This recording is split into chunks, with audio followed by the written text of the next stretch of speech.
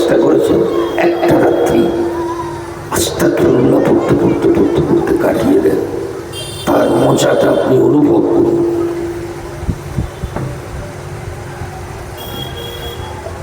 খুব কঠিন কাজ হয়ে যাবে। ইমামে আহমদ ইবনে হাম্বল 10 লক্ষ হাদিসের হাফেজ, 10 লক্ষ হাদিসের হাফেজ। হঠাৎ ওনার একদিন মনে হচ্ছে আমি যেন কোথায় যাব, কিন্তু গন্তব্যস্থলটা কি উনি খুঁজে পাচ্ছেন না। এটা খুব মন দিয়ে শুনবেন, এটা জানবেন যে আজকে দিনের আমার একটা স্বভাব।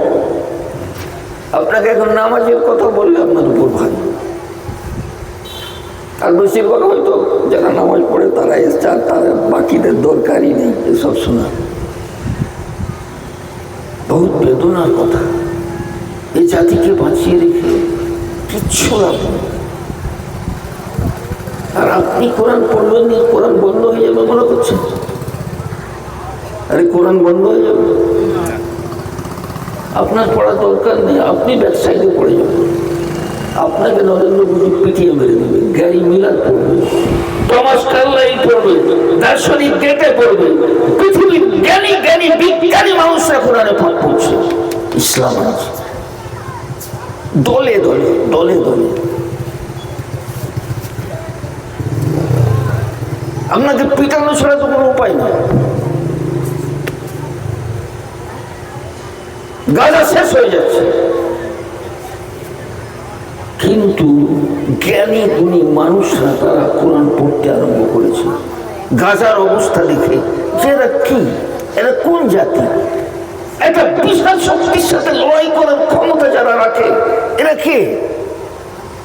এদের ভিতরে কি স্পিড আছে, কি ক্ষমতা আছে? বৃহৎ শক্তির বিরুদ্ধে লড়াই করতে নেমে পড়লো, কোরআন পড়তে আরম্ভ করেছিল। বড় বড় জ্ঞানী গুণীরা কোরআন পড়ে দেখছে কি। গ্যারি মিলার কোরআন পড়ছে। কেন কোরআন পড়ছে? ভুল যে ভুল হল, সে খ্রিস্টানদের একজন ধর্মযাজক। সে মনে মনে ভাবছে আমি যদি কোরআন শরীফে কিছু ভুল বের করে দিতে পারি, তাই মুসলমানদের কাছে আমার খ্রিস্টান ধর্মটা প্রচার করা অনেক সহজ হবে। সে একটা খ্রিস্টান হয়ে তার চিন্তা ভাবনাটা হলো এই যে আমি আমার খ্রিস্টান ধর্মটাকে সারা বিশ্বে মুসলমানদের কাছে কিভাবে প্রচার করব। আপনি মুসলমান, সর্বশ্রেষ্ঠ গ্রন্থের ধারক, সর্বশ্রেষ্ঠ নবীর আপনি উম্মত। আপনার মনে কখনো এই কথাটা জেগেছে যে আমি কোরআনটা বুঝে আমি সারা পৃথিবীতে আল্লাহ দ্বীনকে প্রতিষ্ঠিত করব? কিন্তু একটা খ্রিস্টান চিন্তা করছে, পড়তে আরম্ভ করছে কোরআন, ভুল ধরবে। আর ভাবছে ভুল ধরে এমন কিছু ব্যাপার নয়। আজ থেকে 1400 বছর আগে যে কোরআন লেখা হয়েছে, আর আমরা বিংশ শতাব্দী বিজ্ঞানের যুগের লোক, ওতে ভুল ধরে দিয়ে এমন আমাদের জন্য কিছু ব্যাপার নেই। ওটা থাকবেই বাকি, কিছু মরুভূমির গল্প থাকবে, পাহাড়ের গল্প থাকবে, উটের গল্প থাকবে, ছাগলের গল্প থাকবে, এছাড়া আর ওদের থাকবেই বাকি। এই উদ্দেশ্যে উনি ভুল ধরার জন্য কোরআনে পাক করতে আরম্ভ করেছে। ভুল আছে কোরআনে পাকে? আরে ভুল আছে, এটা পাক্কা, এটা সবাই পাক্কা বলছে। নামাজ পড়ুক আর নাই পড়ুক, এই বিশ্বাসটা আমাদের আজও অন্তরের মধ্যে আছে। নামটা ওই জন্য আল্লাহর খাতায় এখনো লেখা আছে। কিন্তু আপনাকে যদি কেউ ঘুরিয়ে প্রশ্ন করে নেয় যে কোরআনে পাকের মধ্যে ভুল নেই, এর প্রমাণটা কি? এতগুলো লোকের কেউ দিতে পারবে? আর এটা আমাদের জানার প্রয়োজন নেই? আজকে চারিদিকে নাস্তিকতার হাওয়া, ধর্মহীনতার হাওয়া, ইসলামের বিরোধী হাওয়া। আপনার ঈমানটা আছে কিনা আপনি একবার চেক করে দেখেছেন সারাদিনে? আপনার ব্যবসার মালটা আপনি চেক করছেন, আপনার জমিটা যে চেক করছেন পানি কোন দিকে বেরিয়ে যাচ্ছে কিনা, আপনার কাছে যে সর্বশ্রেষ্ঠ সম্পদ ঈমান আছে সেটা আছে কিনা সেটা একদিনও পর্যন্ত সারা বছরে আপনার চেক করার মতো কখনো চিন্তা ভাবনা লেগেছে আমার আছে কিনা? আপনি জানেনই না যে কি বললে ইমান থাকে আর কি বললে ইমান যায়, এটাও আপনার জানা নেই। 5টা মিনিট যে ইমাম সাহেবের কাছে বসে ইমানটা কি একটু শিখে নিবেন, শিখে নিবেন।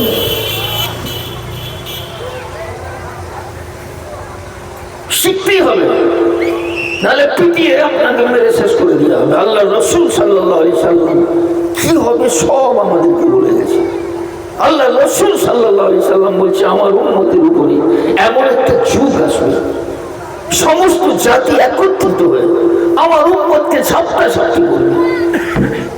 যেমন ভাবে ক্ষুধার্ত ব্যক্তিরা ভরা পিয়ালা, ভরা পাত্র যাতে খাবার দাবার আছে তার উপরে ঝাঁপিয়ে পড়ে খাদ্যটাকে ছিনিয়ে নিতে চায়, সারা পৃথিবী সকলে ঐক্যবদ্ধ হয়ে আমার উম্মতের উপরে ঝাঁপিয়ে পড়বে। যুগটা এসেছে না আসেনি? আরে যুগটা এসেছে না আসেনি? কোথায় কোথায় মার খাচ্ছেন আপনার খবরই নেই। কেমন ভাবে আপনার ইমানকে শেষ করে দিয়ে যাচ্ছে আপনি জানেন না। পুরো মার্কেট ইহুদিদের হাতে। এত অশ্লীল জিনিস ছড়াচ্ছে, সব ইসলাম বিরোধী জিনিস। আমাদের ইমানটা যেন আমাদের কাছ থেকে চলে যায়। যদি আপনি এটা সচেতন হয়ে একটু চিন্তা না করেন, কঠিন দিন আসছে, সবাই একত্রিত হয়ে আপনার উপর আক্রমণ চালাচ্ছে। কোন ধর্মের বিরুদ্ধে কোনো কথা নেই। সারা পৃথিবীতে দেখুন, যারাই বলছে ইসলামের বিরুদ্ধে, কোরআনের বিরুদ্ধে, কি একটা জটিল সময়। সাহাবায়েরা অবাক হয়ে গেলেন যে শ্রেষ্ঠ নবীর উম্মত, তাদের উপরে সবাই আক্রমণ করবে একত্রিত হয়ে। সাহাবায়েরা অবাক হয়ে জিজ্ঞাসা করছেন, ইয়া রাসূলুল্লাহ, সেদিন কি আমরা সংখ্যায় কম হব? সাহাবায়েরা তো কল্পনাই করতে পারছেন না যে এই উম্মতকে সবাই ঝাপটাঝাপ করবে, এর ক্ষমতা কার হবে? বদরের প্রান্তরে আমরা 313 আর অপর পক্ষে 1000 অস্ত্র শস্ত্র সহ সেখানে জয়লাভ আমরা করেছি। উহুদের প্রান্তরে আমরা 700 আর অপর পক্ষে 3000 সেখানে জয়লাভ আমরা করেছি। আর এই উম্মতকে সকলে মিলে ঝাপটাঝাপটি করবে, তাহলে কি সংখ্যায় কম হয়ে যাবে? 313 থাকবে না? অবাক হয়ে জিজ্ঞাসা করছে। একটা সময় এমন এলো, সমস্ত আরব কওয়ায়েদ, সমস্ত গোত্র একত্রিত হয়ে মদিনার উপরে আক্রমণ, যে আজ মদিনা পুরো নিশ্চিহ্ন হয়ে যাবে। এবং সেই সময়টা এত কঠিন, আল্লাহ রাসূল সাল্লাল্লাহু আলাইহি ওয়াসাল্লাম পর্যন্ত খুবই অস্থির। 25 দিন আল্লাহ রাসূল সাল্লাল্লাহু আলাইহি ওয়াসাল্লাম ঘুমাতে পারেন।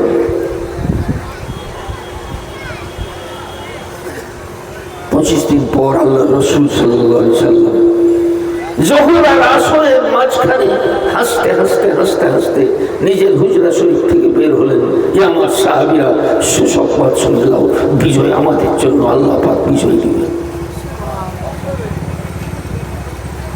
রাতের অন্ধকারে ঝোড়ো হাওয়া চলল। আর ইসরায়েলে কি চলছে? এখন আগুন জ্বলছে, আবার ঝোড়ো হাওয়া দেখা দিয়েছে। এমন ঝোড়ো হাওয়া চললো, তাদের তাবু টাবু খানা টানা যা ছিল, হাঁড়ি ফাঁড়ি সব উল্টে গেল।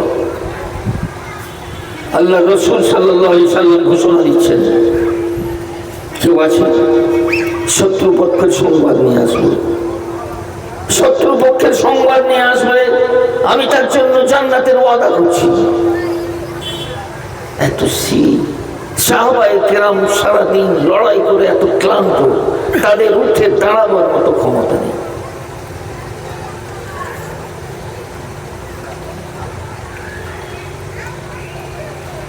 কেউ উঠেনি। আবার দ্বিতীয়বার আল্লাহ রাসূল সাল্লাল্লাহু আলাইহি ওয়াসাল্লাম ঘোষণা দিলেন, জান্নাতের ওয়াদা করছেন তবুও কেউ উঠতে পারছে না। তৃতীয়বারে আল্লাহ রাসূল সাল্লাল্লাহু আলাইহি ওয়াসাল্লাম বললেন, হুযায়ফা হুযায়ফা উঠে দাঁড়াও, শত্রুপক্ষের খবর নিয়ে আসো। হুযায়ফা রাদিয়াল্লাহু তাআলা আনহু বলছেন, আমার দাঁড়াবার মতো ক্ষমতা ছিল না, কিন্তু আল্লাহ রাসূল সাল্লাল্লাহু আলাইহি ওয়াসাল্লাম যেহেতু আমার নাম নিয়ে বললেন, আমি দাঁড়িয়ে গেলাম। দাঁড়াতে পারছিলাম না, এত শীত।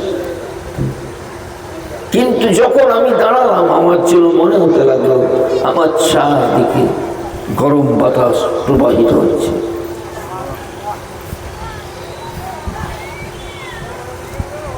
এইসব সম্পদ আপনার কাছে আর সামনেগুলো চিনেন না।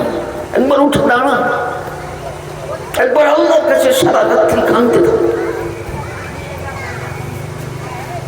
আরে একটা দিন, সারা বছরে একটা দিন ঠিক করুন, উনি কাঁদবেন, আল্লাহর কাছে কাঁদবেন, পুরো ঘর মিলে কাঁদবেন। আল্লাহ কান্নাকে খুব পছন্দ করে। একটু কেঁদে নেবেন সারাদিনে আল্লাহ পাকের কাছে একটু কেঁদে নেবেন, আল্লাহর ভয় একটু কেঁদে নেবেন। সেই চোখ দিয়ে, যে অশ্রু দিয়ে আল্লাহর ভয়ে কান্না বেরিয়ে যায়, সে কখনো জাহান্নামে যাবে। একটু কেঁদে নেবেন। কষ্ট আছে? আরে একটুকু পারবেন নি? কেউ পারবেন নি? 5 মিনিট? আরে 5 মিনিট আল্লাহর কাছে কাঁদতে পারবেন সারাদিনে? তাহলে আমাদের মরা ছাড়া কি উপায় আছে? আমরা পাথর হয়ে গেছি, পাথর হয়ে গেছি। একটু কাঁদবেন, আল্লাহর হস্তে একটু কাঁদবেন। সকালে উঠে একটু কেঁদে নেবেন। চোখের অশ্রুকে আল্লাহ পাক খুব ভালোবাসে। একটা সন্তান যেমন বাপের কাছে অনেক কিছু চাইছে, এটা দাও, ওটা দাও, ওটা দাও, বলে না টাকা নাই, হবেনি হচ্ছে। কিন্তু একটু পরে ছেলেটার চোখ দিয়ে পানি গড়াতে আরম্ভ করেছে। বাপ কিন্তু আর থাকতে পারবে না, সে আর থাকতে পারবে না। সে ধার করে হোক, হাওলাত করে হোক, যেখান থেকে হোক নিয়ে এসে তার সেটাকে পূরণ করবে। আল্লাহ পাক তো তার থেকেও বেশি আরহামুর রাহিমিন, তার থেকেও বেশি আরহামুর রাহিমিন। চোখের পানি একবার ফেলে দেখুন, একটু তো কেঁদে আল্লাহ পাকের কাছে একবার টেস্ট করে তো দেখুন। একজন আল্লাহ পাকের আল্লাহওয়ালা বুজুর্গ, তিনার মৃত্যুর সময় নিকটে এসে গেছে। পাওনাদাররা সব পাশে বসে আছে, কে 5,000 টাকা পাবে, কে 10,000 টাকা পাবে, কে 15,000 টাকা পাবে।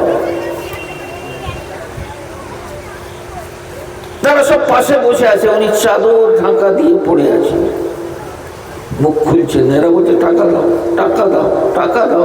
আরে আপনি মুখটা খুলুন, আপনার চোখ দুটো বন্ধ হলেই তো আমাদের টাকা চলে যাবে।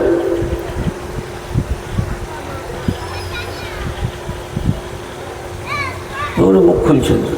একটু পরে একটা বাচ্চা ছেলে হালুয়া হালুয়া হালুয়া হালুয়া বলতে বলতে যাচ্ছে। উনি চাদরটা সরালেন, সরিয়ে বলছেন ওই হালুয়াওয়ালার ছেলেটাকে ডেকে দাও। তাকে ডেকে দেওয়া হলো। তাকে জিজ্ঞাসা করলো তোমার হালুয়ার দাম কত? বলে 25 টাকা। আবার সব হালুয়া দিয়ে দাও, সব নিয়ে নিল, সবাইকে খাইয়ে দিল যত মেহমান এসেছে পাওনাদার। তারপরে আবার চাদর ঢাকা দিয়ে শুয়ে পড়েছে। প্রত্যেকটা কথা আপনি নিজের জন্য ভাববেন, যেটা এটাই আমার জীবন বলবেন। জলসা হচ্ছে, প্রত্যেক দিন হচ্ছে, এ পাড়ায় হচ্ছে, সে পাড়ায় হচ্ছে, ওখানে হচ্ছে, কোনো পরিবর্তন নেই। সেই বেনামাজিকে বেনামাজি, সেই বেঈমানকে বেঈমান, সেই মাতালকে মাতাল। আপনি আজকে 2-4টে শিক্ষা গ্রহণ করে যান, আপনার মনের পরিবর্তন নিয়ে আসুন। আপনি নিজেই বুঝতে পারবেন কি লাভ। আপনি তো করে দেখেন। আবার চাদর ঢাকা দিয়ে শুয়ে পড়েছে। সবাই বলছে আশ্চর্য বুজুর্গ ওঠে, আমাদের টাকা তো বেড়েই ছিল, এ বাচ্চা ছেলে এর হালুয়া এর পয়সাটাও দেয়নি, মুখে চাদর মুড়ি দিয়ে শুয়ে পড়েছে। ও তো বাচ্চা ছেলে, সে তো কাঁদতে আরম্ভ করেছে, আমার টাকা দাও, আমার মা কি বলবে, আমার বাপ কি বলবে, আমাকে ধরে মারবে, আমার টাকা দাও। সে কাঁদতে আরম্ভ করেছে। তার একটু পরে দরজায় কে যেন টক টক টক টক করে ধাক্কা দিচ্ছে। বুজুর্গ মুখের চাদরটা সরালেন,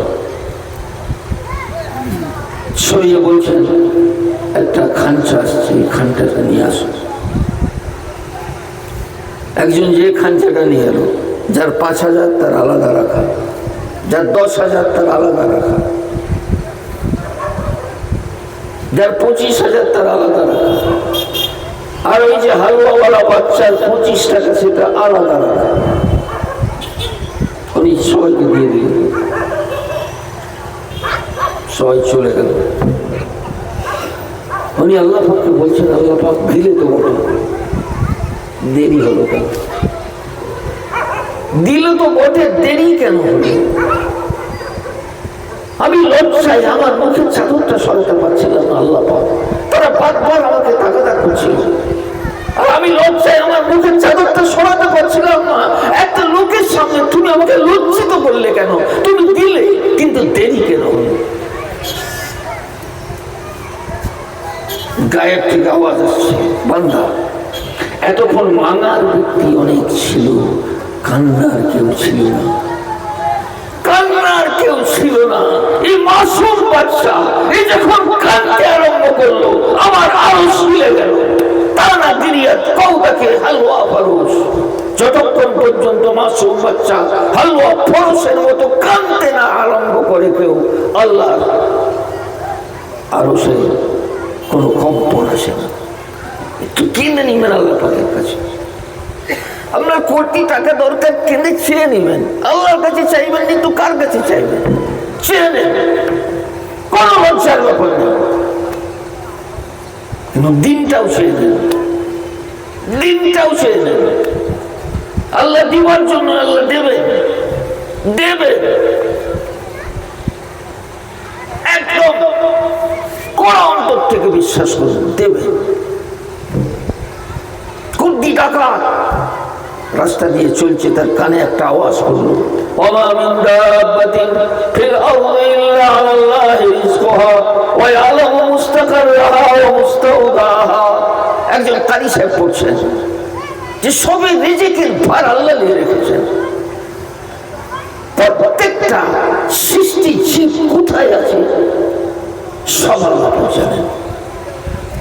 কুট্টি রাখার চিন্তা করতে একটা গাছের তলায় এসে বসে গেল, যে আওয়াজটা কেন আমার কানে এলো, কেন আমার কানে এলো?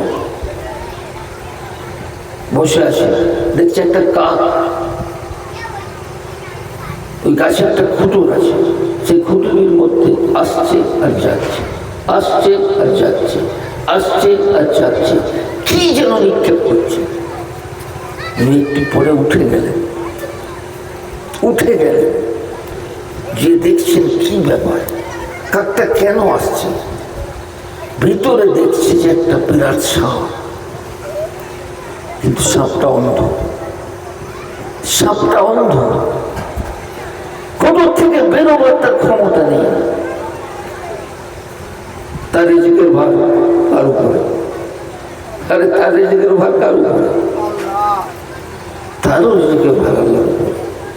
আল্লাহ পাক কাককে লাগিয়ে দিয়েছে, ও মুখে করে খাবার আনছে ফেলে দিয়ে যাচ্ছে, খাবার আনছে ফেলে দিয়ে যাচ্ছে। কোটি টাকা ভাবছে জানো, তাকে যদি আল্লাহ পাক খাদ্য দেয়, আমি টাকাতে করে করে ঘুরে বেড়াচ্ছি। আরে আমার তো দায়িত্ব আল্লাহ পাক নিয়ে রেখেছে। সেখানেই দাঁড়ালেন, ঘোষণা দিলেন, যে আমার সহচর সঙ্গীরা শোনো, আমি তওবা করলাম, আমি আল্লাহর কাছে ফিরে গেলাম। আমার আল্লাহ পাক রিজিক দাতা, সারা পৃথিবীর আর কেউ রিজিক দাতা নেই। তওবা করে সে আল্লাহ পাকের ওলি হয়ে গেলেন। আপনিও নিমেষের মধ্যে এখানে বসে আল্লাহ পাকের ওলি হতে পারেন। আল্লাহ তো সবসময় বান্দার দিকে চেয়ে আছে, বান্দা কখন আমাকে ডাকবে। বান্দা কখন ডাকবে? হাফেজ সিরাজি বলছে আল্লাহ সবসময় বান্দাকে বলছে বাজা বাজা হারাতে হস্তি বাজা গরকাফর গবলু পরস্তি বাজা ইন্দর গাহে মা দরগাহে নামই দিনি 100 বার अगर तौबा से किस्ती बाजा। বান্দা সবসময় বান্দাকে আল্লাহ পাক বলছেন বান্দা তুমি ফিরে আসো, তুমি ফিরে আসো, তুমি ফিরে আসো। তুমি যদি ঠাকুরের পূজা করে থাকো ফিরে আসো আমার কাছে, তুমি যদি আগুনের পূজা করে থাকো আমার কাছে ফিরে আসো। ঈদের গাহে মা দরগাহে না উম্মীদি নেই, আমার দরবারে হতাশা বলে কিছু নেই। 100 বার अगर तौबा से किस्ती बाजा, 100 বার যদি তওবা করে ভেঙে দিয়ে থাকো বান্দা তুমি ফিরে এসো, তুমি ফিরে এসো। আল্লাহ সবসময় বান্দার দিকে চেয়ে আছে। বান্দা কখন জুয়া থেকে তওবা করে আমার কাছে আসবে, কখন মদ থেকে তওবা করে আমার কাছে আসবে, পথহারা বান্দা কখন আমার কাছে আসবে। আল্লাহ পাক সারা দিন অপেক্ষা করতে থাকে বান্দার জন্য। একবার এসে তো দেখুন, একবার এসে তো দেখুন, গভীর অন্তর থেকে আল্লাহকে একবার ডেকে তো দেখুন। ইমামে আহমদ ইবনে হাম্বল রাহমাতুল্লাহ আলাইহি বলছেন 10 লক্ষ হাদিসের হাফেজ, তৎকালীন যুগের সবচেয়ে বড় আল্লাহ পাকের ওলি। কোথায় যাবেন উনি খুঁজে পাচ্ছেন না। এটা একটা শিক্ষা, এটা শিক্ষা নিয়ে আপনি উঠবেন। ঘরের মেয়েরাও করতে পারবে, যেমন বাচ্চাও করতে পারবে, বৃদ্ধও করতে পারবে, আপনি দোকানে বসে বসেও করতে পারবেন, আপনি সব জায়গাতে করতে পারবেন। একবার করে দেখুন, 40 দিনে আপনার জীবন আল্লাহ পাক পাল্টে দিবে। উনি কোথায় যাবেন খুঁজে পাচ্ছেন না। চলছে এক জায়গায়, ঈশার সময় হয়ে গেছে, ইনি ঈশার নামাজ পড়েছেন, পড়ে ভাবছেন আজকের রাতটা এখানে কাটিয়ে দেব, আবার সকালবেলা যেখানে যাওয়ার সেখানে যাব। হঠাৎ মুয়াজ্জিন এসে বলছেন যে হুজুর আমাদের এই মসজিদে থাকার কোনো নিয়ম নেই। ঠিক আছে আমি চলে যাচ্ছি। মুয়াজ্জিন সাহেব হুজুরটা যে খেয়ে তাকে ছিলেন না, যদি জানতেন ইনি কে, মাথায় তুলে নিয়ে কোথায় যে রাখতো তার জায়গাটাও সে খুঁজে পেত না। আল্লাহর কাছে হাত তুললেই আল্লাহ পাক দিয়ে দেন যে ওলি। কাউকে জিন ধরতো, নিজের খড়গটা পাঠিয়ে দিত, খড়গ পৌঁছাবার আগে জিন ছেড়ে পালিয়ে যেত। এত বড় আল্লাহ ওলি। উনি বলছেন ঠিক আছে ভাই, তোমাদের মসজিদে যখন থাকার কোনো নিয়ম নেই আমি বেরিয়ে যাচ্ছি। শীতের রাত্রি, কনকনে শীত। উনি ভাবছেন আমি কোথায় যাব। দৃষ্টি নিক্ষেপ করে দেখছেন সামনে একটা হোটেল আছে, ওখানে রুটি তৈরি হচ্ছে, লোকেরা খাবার খাচ্ছে। উনি ভাবলেন ওইখানে চলে যায়, ওইখানে গিয়ে আমি একটু আশ্রয় নিই, ওখানে আগুনও তাপা হবে, খাওয়াও হবে, ওনার সাথে গল্প হবে। উনি বসে আছেন, আমরা দেখি কত টাকা নিচ্ছে, কত টাকা দিচ্ছে, কত টাকা সেল হচ্ছে, কত খদ্দের হচ্ছে, আমাদের তো ওই দিকে দৃষ্টি। উনি অন্য জিনিস লক্ষ্য করছেন লোকটার ভিতরে। উনি দেখছেন লোকটা ঠোঁটটা সবসময় হিলছে হিলছে হিলছে। তো এক সময় উনি অবাক হয়ে জিজ্ঞাসা করছেন, ভাই একটা কথা তুমি আমাকে বলো, আমি যখন থেকে এসেছি আমি দেখছি তুমি যখন আটা বের করছো তখনও তোমার ঠোঁট হিলছে, যখন তুমি খামির তৈরি করছো তখনও ঠোঁট হিলছে, যখন রুটি তৈরি করছো তখনও ঠোঁট হিলছে, যখন রুটি দিচ্ছ তখনও, সব সময় তোমার ঠোঁট দুটো হিলছে। সে বলছে হ্যাঁ, এটা আমার জীবনের সব সময়ের জীবন, আমার অভ্যাস।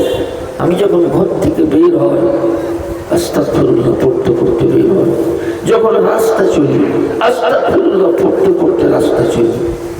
আমি যখন আবার ফিরে যাই, আমি আস্তাগফিরুল্লাহ পড়তে পড়তে ফিরে যাই, ইমামে আহমদ ইবনে হাম্বল রাহমাতুল্লাহ আলাইহি জিজ্ঞাসা করছেন যে তুমি এটা যে সবসময় পড়তে থাকো, এর কোনো ফল কি পেয়েছো?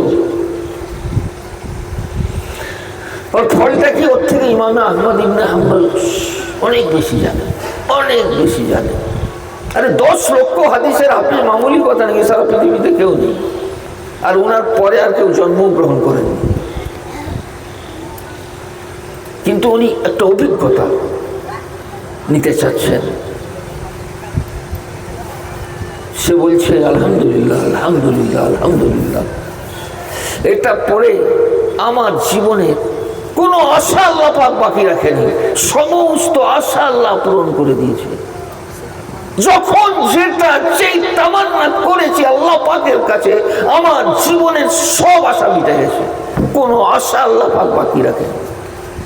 ইমামে আহমদ ইবনে হাম্বল রাহমাতুল্লাহ আলাইহি দ্বিতীয়বার আবার করে জিজ্ঞাসা করছেন যে কোনো আশা বাকি নেই? বলছে কোনো আশা বাকি নেই। তৃতীয়বার জিজ্ঞাসা করছেন তোমার জীবনের কোনো আশা বাকি নেই? বলছে আমার জীবনের আল্লাহ পাক কোনো আশা বাকি রাখেন। তার 1 সেকেন্ড পরে বলছে একটা আশা বাকি আছে। শুনবেন শেষ কথাটা, একটা আশা বাকি আছে।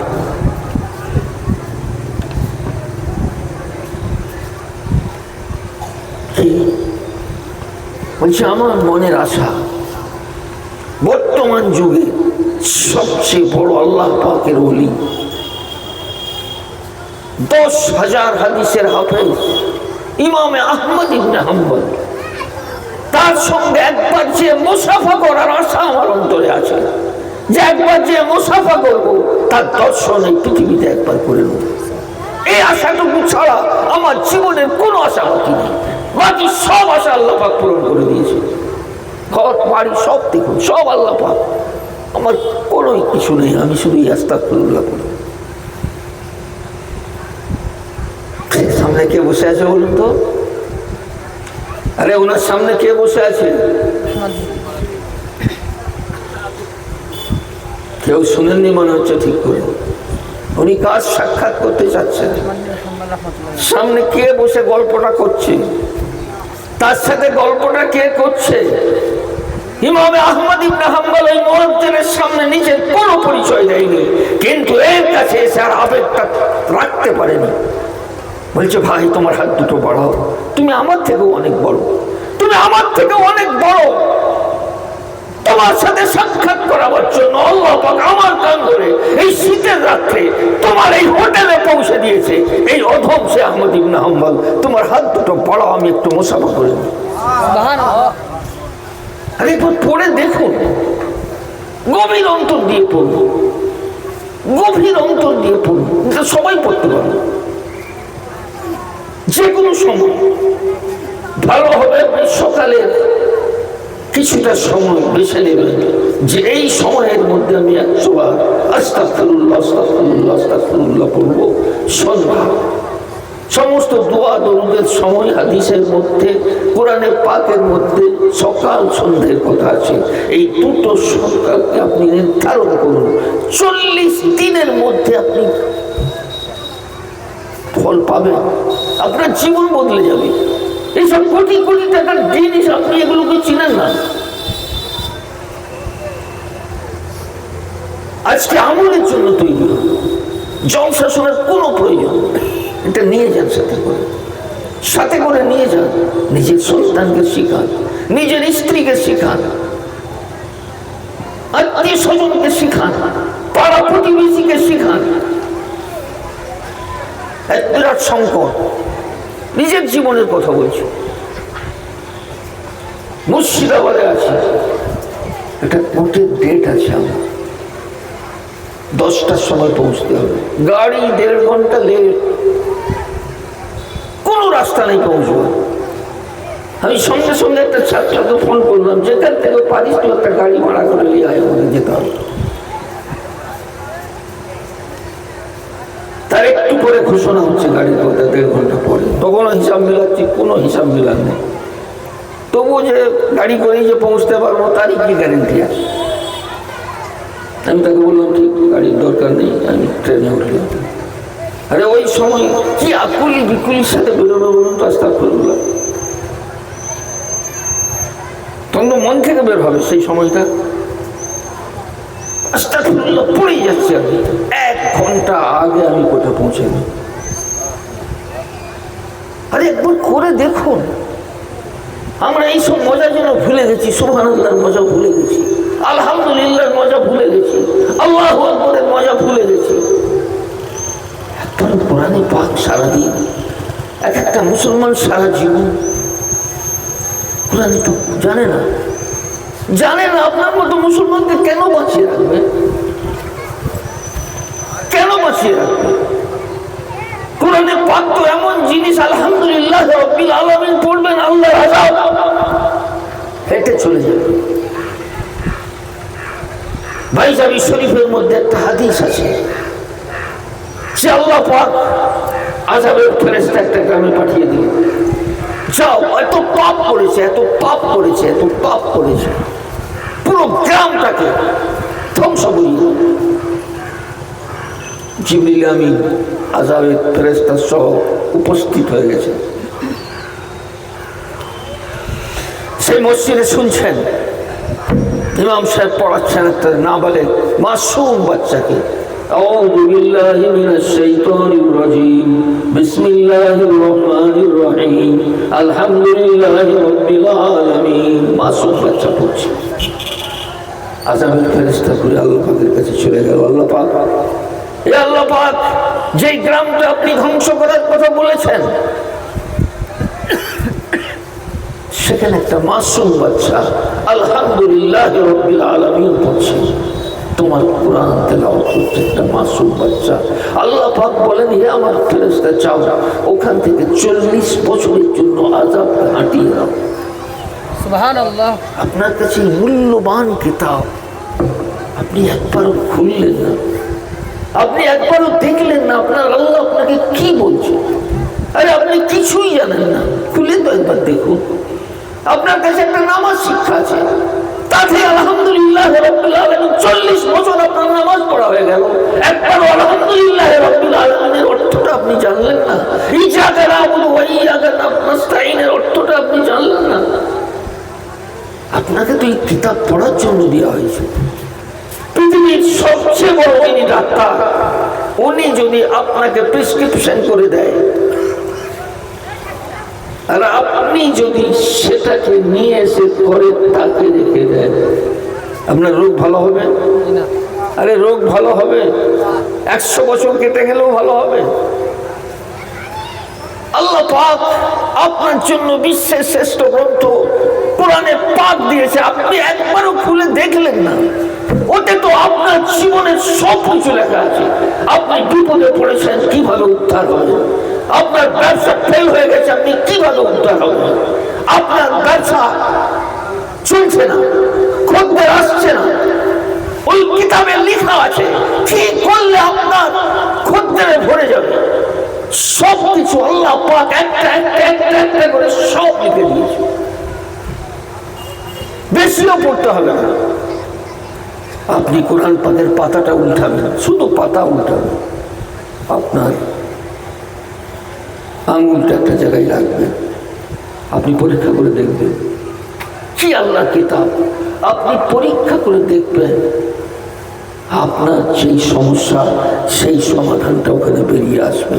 বান্দা, তোমাকে এই সময় এই কাজটা করতে হবে, আর আপনি সেটা করবেন, আপনার সেই বিপদটা দূর হয়ে যাবে। আপনি কি শুধু কি শিখেছেন? ইমাম সাহেবকে যে তেল পড়া নিয়েছো, পানি পড়া নিয়েছো, মুখ পড়া নিয়েছো, এ পড়া নিয়েছো, ও সব ঠিক আছে, ওগুলোও করতে হয়, কিন্তু আপনার জীবনের সমস্যার সমাধান যে আল্লাহ পাক কোরআন শরীফের মধ্যে দিয়েছেন, আপনি একবার খুলে দেখুন।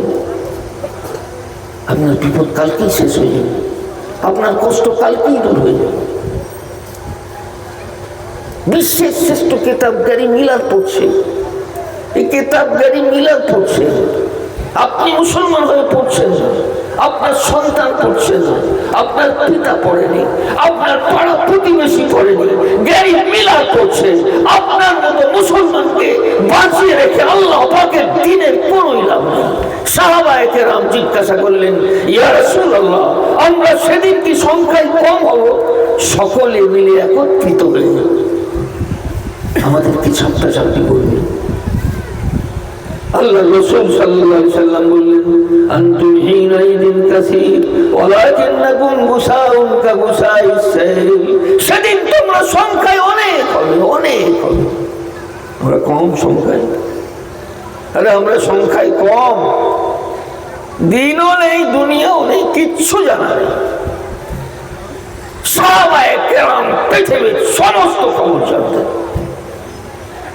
হযরত ওমর রাদিয়াল্লাহু তাআলা মদিনায় বসে পুরো কান্ট্রি, পুরো দেশের মিনিটে মিনিটে সমস্ত খবর রাখতেন। যখন বাইতুল মাকদাস বিজয় করতে যায়, খালিদ সাইফুল্লাহ সবচেয়ে বড় সেনাপতি, উনি সঙ্গে সঙ্গে বললেন, খালিদ তোমার নকশা ভুল, তোমার নকশা ভুল, এভাবে নয়, চেঞ্জ করো, চেঞ্জ করো, এইটা দিয়ে তারপরে এইটা দিয়ে তারপরে ওইটা দিয়ে যাবেন। সব তার খবর আছে, সারা পৃথিবীর যেন নকশা, সারা পৃথিবীর যেন ভূগোলটা ওমর রাদিয়াল্লাহু তাআলার কাছে উদ্ভাসিত। আর আমরা মুসলমান, আমাদের কাছে কোনো খবর নেই, না দিনের খবর, না দুনিয়ার খবর, না মরার খবর, না বাঁচার খবর, কিচ্ছু নেই। তো আমাদের জন্য খবর ছাড়া কি হবে? শ্রেষ্ঠ কিতাব গ্যারি মিলার পড়তে আরম্ভ করেছে, ভুল কি ধরবে? পড়ছে তো পড়ছেই, পড়ছে তো পড়ছেই,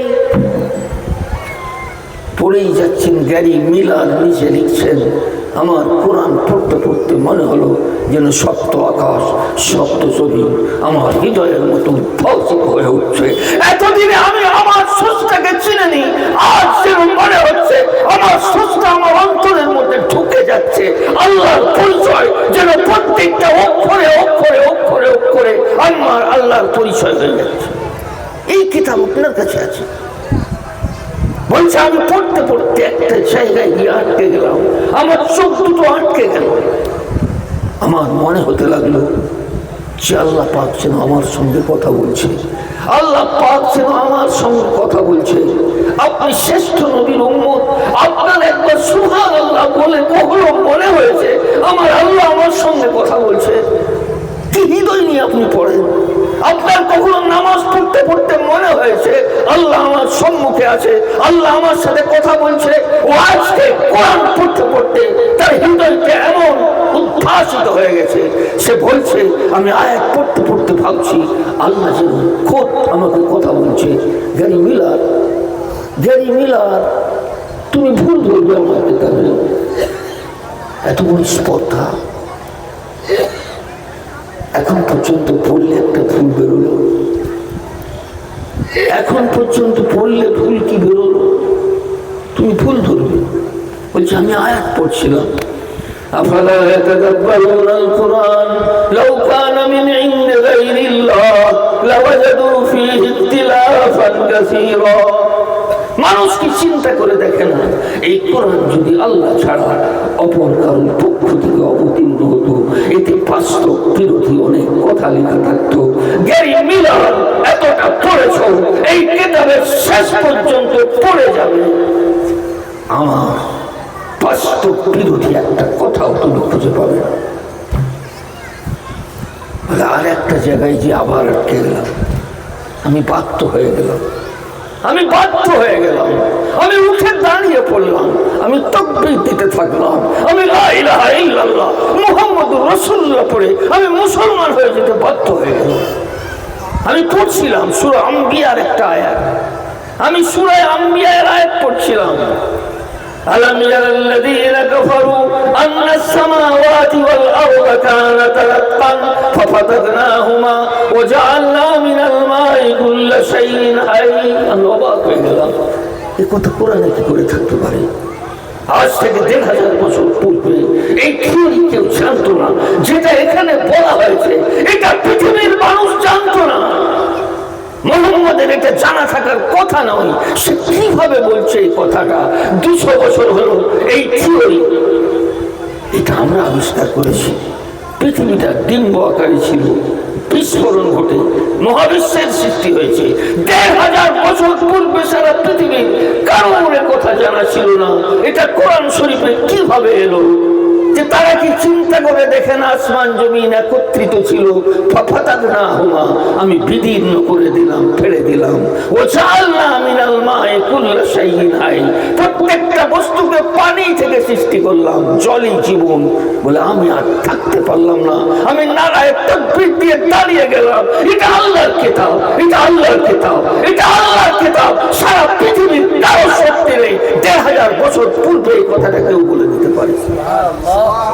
আরে আপনার কাছে পৃথিবীর শ্রেষ্ঠ কিতাব, আপনি যদি একবার না পড়েন, আমি যদি না পড়ি, আপনার সন্তান যদি না পড়ে, ওই গ্যারি মিলার পড়বে। তার অপেক্ষায় বসে আছি। একবার আল্লাহর কিতাব খুলুন, মক্তব যদি না থাকে চালু করুন। প্রত্যেকটা ছেলে যেন লা ইলাহা ইল্লাল্লাহ সঠিকভাবে উচ্চারণ করতে শিখে, প্রত্যেকটা সন্তান যেন কোরআনে পাক পড়তে শিখে। তারা যেন আল্লাহর কিতাবে কি আছে, যদি তাসলিমা নাসরিন জানতো আল্লাহর কিতাবে কি আছে, কোন দিন সে কোরআনের বিরুদ্ধে, আল্লাহর রাসূল সাল্লাল্লাহু আলাইহি সাল্লামের বিরুদ্ধে কথা বলার তার হিম্মত হতো। তার পিতামাতা তাদেরকে কোরআন শেখায়নি, কোরআনের বিরুদ্ধে কথা বলে দিন ইসলামকে মুরতাদ হয়। আপনার ছেলে যদি কোনো কারণে মুরতাদ হয়ে যায়, ধর্মচ্যুত হয়ে যায়, আল্লাহ রাসূলের বিরুদ্ধে কথা বলে, তার জন্য আপনি দায়ী হবেন। আপনি আপনি আপনি গার্জিয়ান দায়ী হবেন। আপনি কেন আল্লাহ রাসূল সাল্লাল্লাহু আলাইহি সাল্লামের শান, তার মান, তার জীবন চরিত্র তাকে শেখাননি?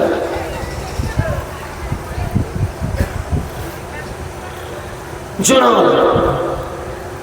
একদম ইসলাম বিদ্বেষী, একদম ইসলাম বিদ্বেষী। সে বলছে আমার মনে হলো আমি একটা বই লিখি মুহাম্মদের বিরুদ্ধে, সারা পৃথিবীর মানুষকে জানিয়ে দিই এরা সন্ত্রাস, সারা পৃথিবীতে জানিয়ে দিই সন্ত্রাস ছড়ায়। মুসলমান সন্ত্রাসবাদী কি মনে হয়? ঘরে কিছুই বেরোবে না, গেলে করে সন্ত্রাস বলে বলে বলে বলে বলে বলে সারা পৃথিবীতে আপনাদের মান মর্যাদাকে শেষ করে দেওয়া হচ্ছে। তারা অন্য জিনিসে আতঙ্কিত, তারা জানে এদের কাছে বস্তু পাওয়া যাবে না। আরে কে সন্ত্রাসবাদী করে ২-৪ জন সে ছাড়ো, মুসলমানের গ্রামে কিছু পাবে, তবু সন্ত্রাসবাদ সন্ত্রাসবাদ। সে আপনার ওই অস্ত্রের জন্য সে ভীত নয়, তাদের কাছে আরো শ্রেষ্ঠ অস্ত্র আছে, তাদের ভয় অন্য। যদি এরা কোরআনে পাককে সামনে রেখে দাঁড়িয়ে যায়, সারা পৃথিবীর কোনো শক্তি এদের মোকাবেলা করতে পারবে না। এরা যদি রাসূলুল্লাহ সাল্লাল্লাহু আলাইহি সাল্লামের আদর্শ নিয়ে দাঁড়িয়ে যায়, সারা পৃথিবীর ক্ষমতা নেই এদের মোকাবেলা করে। তাদের ভয় আপনার নামাজ, তাদের ভয় আপনার যাকাত, তাদের ভয় আল্লাহ রাসূল সাল্লাল্লাহু আলাইহি সাল্লামের সুন্নাত তরিকা। এটা যদি নিয়ে মুসলমান দাঁড়িয়ে যায়, এদের বিরুদ্ধে দাঁড়াবার ক্ষমতা আমাদের নেই।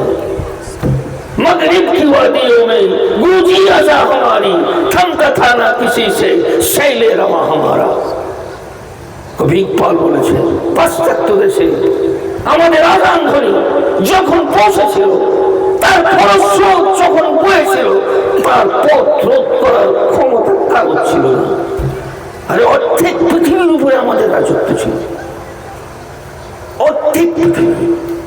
50 বছরের মধ্যে আল্লাহ রাসূল সাল্লাল্লাহু আলাইহি সাল্লামের পৃথিবী থেকে চলে যাওয়ার 50 বছরের মধ্যে অর্ধেক পৃথিবীর উপরে রাজত্ব করেছি। আমরা জাতি ধর্ম বর্ণ নির্বিশেষে প্রত্যেক মানুষের সাথে ইনসাফ করেছি, সৎ ব্যবহার করেছি, তাদেরকে আদর্শ শিখিয়েছি। মানুষ আমাদের পথ খুলে দিয়েছে। তারা জানে সেই আদর্শ যদি এদের মধ্যে আবার এসে যায়, আল্লাহ রাসূল সাল্লাল্লাহু আলাইহি সাল্লামের চরিত্র, তার সুন্নাত যদি এদের মধ্যে এসে যায়, এদিকে রোধ করার ক্ষমতা নেই। कभी इकबाल जी ने जो दस्त तो दस्त दरिया भी ना छोड़े हमने, बहरे जुल्मत में घोड़े दौड़ाए हमने।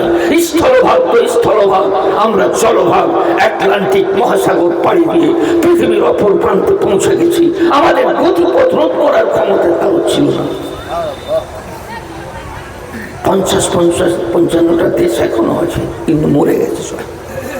সব মরে গেছে, সব মরে গেছে। একটা দেশকে শেষ করে দিচ্ছে আতঙ্ক ছড়িয়ে, মেরে এতগুলো দেশ মরে গেছে। কেউ উঠে দাঁড়িয়ে লা ইলাহা ইল্লাল্লাহ বলে এগিয়ে আসবে কেউ নেই। তাদের ভয়, আপনাদের অস্ত্র শস্ত্র নেই। তাদের ভয় এদের মধ্যে যে ইমানটা আছে ওইটা যদি জেগে যায়, এদের মধ্যে যে কোরআনটা আছে এটা যদি পৃথিবীতে প্রতিষ্ঠিত হয়ে যায়, আমাদের ধোঁকাবাজি সব শেষ হয়ে যাবে। এরা যদি নামাজ নিয়ে দাঁড়িয়ে পড়ে এদের মসজিদগুলো যদি ভরে যায়, এদের সাথে মোকাবেলা করার ক্ষমতা আমাদের নেই। আল্লাহ রাসূল সাল্লাল্লাহু আলাইহি সাল্লাম সুমামা বিনতে আসাদ তিনবার আল্লাহ রাসূল সাল্লাল্লাহু আলাইহি সাল্লামের বিরুদ্ধে আক্রমণ চালিয়েছে মেরে দেওয়ার জন্য। আজ যদি কেউ পেয়ে যায় ওই রকম শত্রুকে ছেড়ে দেবে কেউ? আরে তিনবার আক্রমণ করেছে, কেউ ছেড়ে দেবে? আল্লাহ রাসূল সাল্লাল্লাহু আলাইহি সাল্লাম 6 জন সাহাবাকে পাঠালেন, ওকে জীবন্ত ধরে নিয়েছে, জীবন্ত ধরে নিয়ে শুধু নাম শুনেছে যে ওরা নাকি মুসলমান ছিল, হিন্দুগুলো বলে সব মেরে দিয়েছে। যেখানে সেখানে মুসলমানদের মার হচ্ছে না। আরে কোনো খবর নেই, যেখানে সেখানে মুসলমানদের বলছে এরাই সে সন্ত্রাসবাদী। এরা আতঙ্ক সৃষ্টি করে কোথায় অন্ধ্রপ্রদেশে, অমুক প্রদেশে, যেখানে সেখানে মুসলমানদের উপরে অত্যাচার আরম্ভ হয়ে গেছে। আল্লাহ রাসূল সাল্লাল্লাহু আলাইহি সাল্লামের উপরে সে 3 বার আক্রমণ করেছে। আল্লাহ রাসূল সাল্লাল্লাহু আলাইহি সাল্লাম সাহাবাদেরকে বললেন, ছাড়ো, ছেড়ে দাও, ছেড়ে দাও, শুধু একটা দড়ি দিয়ে ওখানটায় বেঁধে দাও, বাঁধা আছে। সকালবেলা আল্লাহ রাসূল সাল্লাল্লাহু আলাইহি সাল্লাম এসে জিজ্ঞাসা করছেন, সুমামা কি খবর? বলে ভালো, ভালোর কাছে ভালো আশা করি। আবার দ্বিতীয় দিন বলছে কি সংবাদ? বলে ভালো, ভালোর কাছে ভালো আশা করি। তৃতীয় দিন আল্লাহ রাসূল সাল্লাল্লাহু আলাইহি সাল্লাম বলছেন, সুমামা কি খবর? বলছে ভালো, ভালোর কাছে ভালো আশা করি। আল্লাহ রাসূল সাল্লাল্লাহু আলাইহি সাল্লাম বলছে বাঁধনটা ছেড়ে দাও, বাঁধনটা খুলে দাও, বাঁধনটা খুলে দিও। আমরা রাজপথ নয়, বাড়ি যাবার পথ নয়, হাঁটছে। কোথায় হাঁটছে? বাড়ি যাবার পথে হাঁটছে না, সে সামনে একটা উল্টো দিকে চলছে, সেখানে একটা পানির সরোবর আছে, সেখানে যে উজু করছে। আল্লাহ রাসূল সাল্লাল্লাহু আলাইহি সাল্লাম বলছেন, ইয়া রাসূলুল্লাহ আমাকে কালেমাটা পড়িয়ে দেন। কেন আল্লাহ রাসূল সাল্লাল্লাহু আলাইহি সাল্লাম বাঁধলেন? নামাজটা দেখাচ্ছে, নামাজটা দেখাচ্ছেন। 3 দিন মুসলমানকে তুমি দেখো, সে 3 দিন মুসলমানকে দেখছে। এদের রাত্রি কত সুন্দর, এদের দিন কত সুন্দর, এদের দুপুর কত সুন্দর, এদের পিকের কত সুন্দর। সব সময় আল্লাহর ইবাদতে এরা মশগুল, আর মানুষের উপকারে মশগুল। সে আর থাকতে না পারে, ইয়া রাসূলুল্লাহ, ইয়া রাসূলুল্লাহ আমাকে কালেমা পড়িয়ে দেন, আর আমি ওয়াদা করছি আমার খানদানের যত টাকা পয়সা সোনা চাঁদি আরবে আসতো, কুরাইশের কাছে আসতো, এক ফোঁটা আপনার অনুমতি ছাড়া একটা দানাও আমি আরবে পাঠাবো না। এই আল্লাহ রাসূল সাল্লাল্লাহু আলাইহি সাল্লামের আদর্শ, আদর্শ আমরা জাতি বর্ণ নির্বিশেষে সকলের সাথে ইনসাফ করেছি, সকলের সাথে ইনসাফ করেছি। না হলে 1100 বছর ধরে এই ভারতবর্ষে আমরা থাকতে পারতাম না। এখানে সংখ্যাগরিষ্ঠ অন্যান্য জাতি হিন্দুরা, তার মাঝখানে আমরা যে 1100 বছর ধরে ভারতবর্ষ থেকেছি, আমরা যদি তাদের উপরে অত্যাচার করতাম, তাদের ধর্মের উপরে কোন রকম নির্মম কোনো কিছু চালাতাম, কতদিন আমরা 1000 বছর এখানে থাকতে পারতাম না। আমরা সবের সাথে ইনসাফ করেছি। হযরত ওমর রাদিয়াল্লাহু তাআলা আনহুর কাছে হাঁপাতে হাঁপাতে হাঁপাতে হাঁপাতে একটা ইহুদির সন্তান এসে উপস্থিত। ইয়া আমিরুল মুমিনিন, ইয়া আমিরুল মুমিনিন, আমার উপরে অত্যাচার হয়েছে, আপনি বিচার করুন। কি অত্যাচার? বলে মিশরের গভর্নরের ছেলে আমার উপরে অন্যায়ভাবে বেত্রাঘাত করেছে, আমি বিচার চাই। আমাদের ঘোড় দৌড় হচ্ছিল, ঘোড় দৌড়ের ময়দানে আমি আগে এগিয়ে গিয়েছিলাম, যে আগে এগিয়ে যাবে সে জিতেছে বলে প্রমাণিত হবে। আমি যেমনি এগিয়ে গেছি আমার উপরে এ বেত্রাঘাত করেছে, আমি তার বিচার চাই। একটা ইহুদির সন্তান এসে হযরত ওমরের মতো বলিষ্ঠ ঈমানওয়ালা তার কাছে বিচার চাইছে। হযরত ওমর রাদিয়াল্লাহু তাআলা আনহু সঙ্গে সঙ্গে মিশরের গভর্নর ওমর ইবনুল আস রাদিয়াল্লাহু তাআলা আনহুকে পত্র লিখছেন যে ওমর ইবনুল আস, তুমি যেই অবস্থায় থাকো না কেন তুমি সঙ্গে সঙ্গে মদিনায় এসে উপস্থিত হও।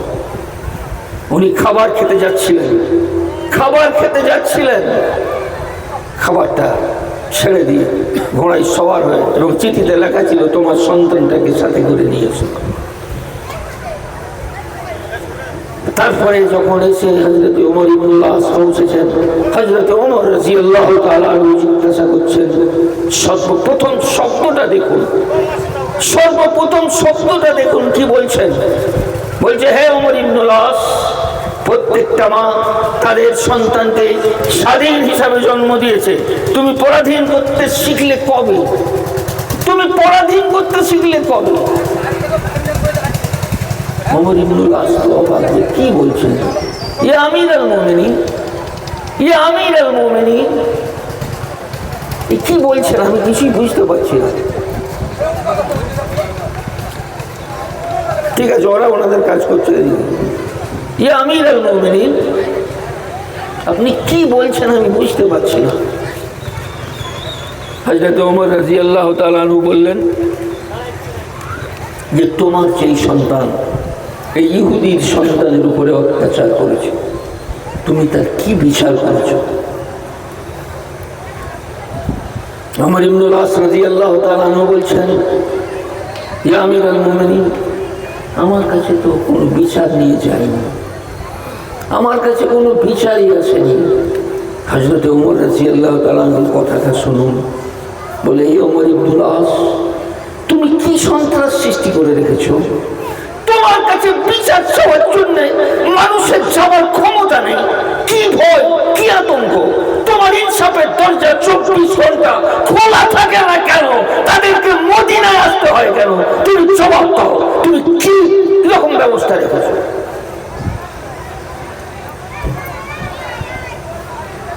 তারপরে বললেন ইহুদির সন্তানকে, বলো তোমার কি অভিযোগ? উনি অভিযোগ শোনালেন। উনি ওমর ইবনুল আস রাদিয়াল্লাহু তাআলা আনহুর সন্তানকে জিজ্ঞাসা করলো, ঠিক বলছে? আরে বাদী বিবাদের কথা শুনতে হবে না? ওমর ইবনুল আস রাদিয়াল্লাহু তাআলা আনহুর মাথাটা একটু হেট হয়ে গেল, মানে আমি করেছি। তিনি বলছেন, এই ইহুদির সন্তান, তোমাকে যতটা বেত্রাঘাত করেছে, যত জোরে বেত্রাঘাত করেছে, তুমি তত জোরে ততটা বেত্রাঘাত করে নাও।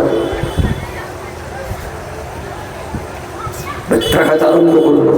আরে গভর্নরের ছেলে, মানে একটা মুখ্যমন্ত্রীর ছেলে, তার সন্তানের বিচার হচ্ছে আজ ওমর রাদিয়াল্লাহু তাআলা আনহুর দরবারে, যে তুমি সেইভাবে মারো।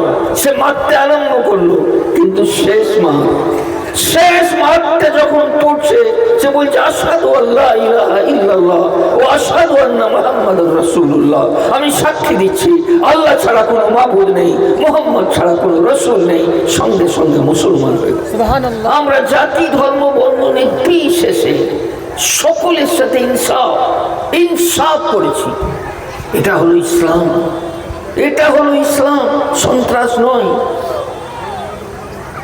এ ভয় তাদের নেই। তারা জানে ইসলাম যদি প্রতিষ্ঠিত হয়ে যায়, এর সামনে দাঁড়িয়ে থাকার ক্ষমতা আমাদের নেই।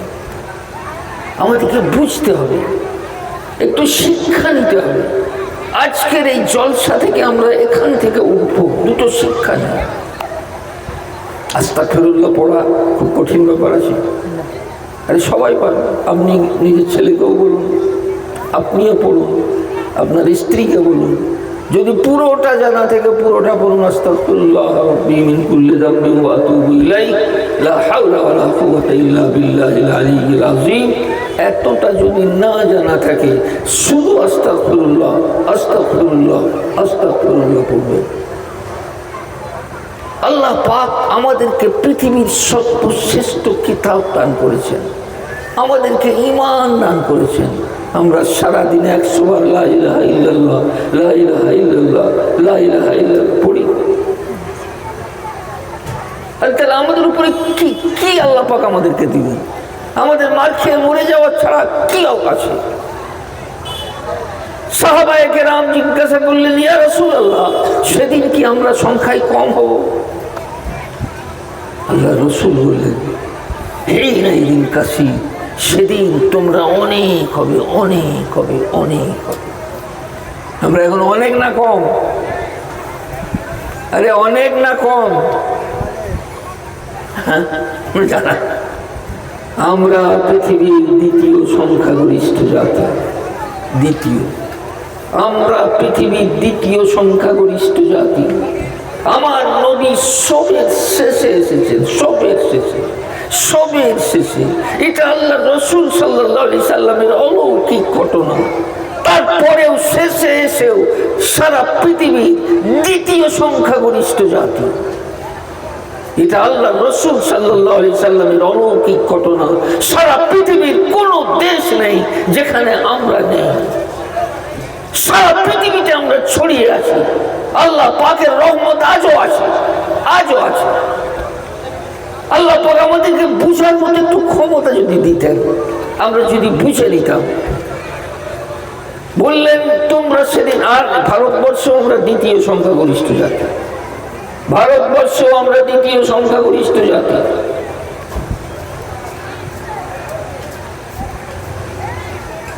আল্লাহ রসুল কি বললেন? অনেক হবে। তোমরা সেদিন নর্দমার খড়কুটো হয়ে যাবে।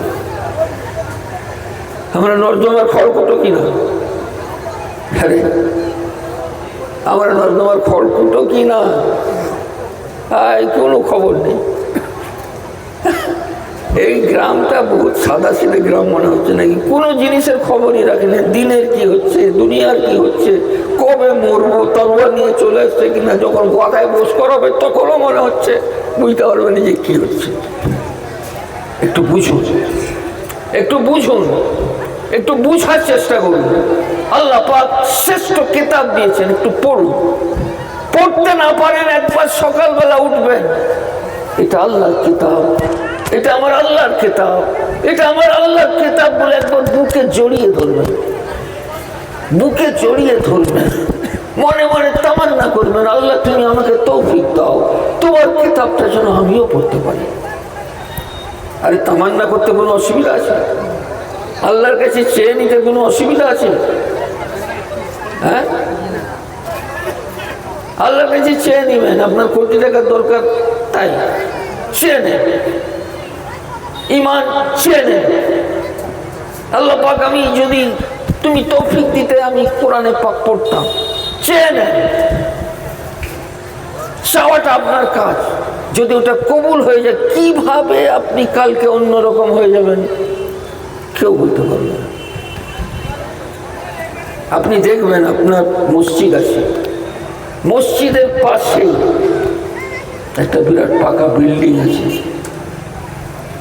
বহুত অর্থশালী লোক আছে। এত কাছে যে যখন মুয়াজ্জিন আল্লাহু আকবার আল্লাহু আকবার কামাতি সলা বলে উনি শুনতে পান, কিন্তু উনি মসজিদে নেই। আবার দেখবেন ওই গ্রামে একটা গরিব মানুষ, ঠেলাওয়ালা, টলিওয়ালা, আজান হবার সঙ্গে সঙ্গে মসজিদে এসে পৌঁছে যাচ্ছে। কি ব্যাপার বলুন তো? আমরা ভাবছি উনি আসেন না আর ইনি এসছেন, ওটা ব্যাপার নয়, ব্যাপার ওটা নয়। যে কোনো কারণেই হোক, আল্লাহ পাক এই অর্থশীল ব্যক্তিটার উপরে এত নারাজ, তাকে মসজিদে আসার মতো তৌফিক আল্লাহ পাক দান করেন। সে যদি আসতেও চায়, কে যেন তার পায়েতে শিকলে বেড়ি দিয়ে ধরে রাখে, সে মসজিদে আসতে পারে না। আর যে কোনো কারণেই হোক, ওই গরিবটার উপরে আল্লাহ পাক এত রাজি, উনি আজান শোনার পর আর বাড়িতে থাকতে পারেন না, উনি মসজিদে এসে পৌঁছে যান। আরে মসজিদে সবাই পৌঁছতে পারে, পার্লামেন্টে সবাই পৌঁছতে পারবে? আরে পার্লামেন্টে যে কেউ যে ঢুকে যেতে পারবে? তার কার্ড চাই, এ চাই, অনেক রকম ব্যাপার আছে। সবাই পার্লামেন্টে যেতে পারবে না, এটা আল্লাহ পাকের পার্লামেন্ট।